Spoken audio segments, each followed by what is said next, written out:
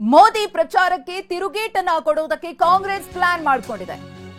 ಪ್ರಧಾನಿ ನರೇಂದ್ರ ಮೋದಿಯವರ ಪ್ರಚಾರಕ್ಕೆ ಕಾಂಗ್ರೆಸ್ನಿಂದ ತಿರುಗೇಟು.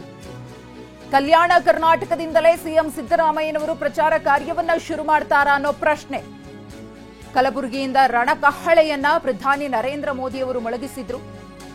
ಮೋದಿಗೆ ಸೆಡ್ಡು ಎಂಬಂತೆ ಇದೀಗ ಬೀದರ್ನಿಂದ ಸಿಎಂ ಕ್ಯಾಂಪೇನ್. ಸಿಎಂ ಸಿದ್ದರಾಮಯ್ಯ ಚುನಾವಣಾ ಪ್ರಚಾರದ ಬಗ್ಗೆ ಬಹಳ ಚರ್ಚೆ ಆಗ್ತಾ ಇದೆ. ಬಸವ ಕಲ್ಯಾಣ ಕ್ಷೇತ್ರದಿಂದ ಸಿಎಂ ಪ್ರಚಾರಕ್ಕಿಳಿಯುವ ಸಾಧ್ಯತೆ ಇದೆ. ಏಪ್ರಿಲ್ 1ರಿಂದ ಅಧಿಕೃತವಾಗಿ ಸಿಎಂ ಸಿದ್ದರಾಮಯ್ಯನವರು ಲೋಕಸಭೆ ಚುನಾವಣೆಯ ಪ್ರಚಾರದ ಅಖಾಡಕ್ಕೆ ಧುಮುಕಲಿದ್ದಾರೆ. ಸಿಎಂ ಸಿದ್ದರಾಮಯ್ಯನವರ ಜೊತೆಗೆ ಡಿಸಿಎಂ ಡಿಕೆ ಶಿವಕುಮಾರ್ ಅವರು ಕೂಡ ಭಾಗವಹಿಸಲಿದ್ದಾರೆ.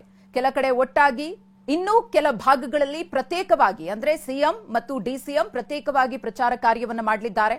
ಸೋನಿಯಾ ಗಾಂಧಿ, ರಾಹುಲ್ ಗಾಂಧಿ ಮತ್ತು ಮಲ್ಲಿಕಾರ್ಜುನ ಖರ್ಗೆ ಅವರನ್ನ ಕೂಡ ಕರೆಸುವ ಬಗ್ಗೆ ಈಗಾಗಲೇ ಚರ್ಚೆ ಕಾಂಗ್ರೆಸ್ ಪಾಳೆಯದಲ್ಲಿ ದೊಡ್ಡ ಮಟ್ಟದಲ್ಲಿ ನಡೆದಿದೆ. ಚುನಾವಣೆ ಹತ್ತಿರ ಆಗ್ತಾ ಇದೆ, ಪ್ರಚಾರ ಕಾರ್ಯವನ್ನ ಶುರು ಮಾಡಬೇಕಿದೆ. ಹಾಗಾಗಿ ಕಾಂಗ್ರೆಸ್ನ ಘಟಾನುಘಟಿ ನಾಯಕರುಗಳು ಇದೀಗ ಪ್ರಚಾರದ ರೂಪುರೇಷೆ ಹೇಗಿರಬೇಕು ಅನ್ನೋದ್ರ ಬಗ್ಗೆ ಪ್ಲಾನ್ ಅನ್ನು ಮಾಡಿಕೊಳ್ತಿದ್ದಾರೆ.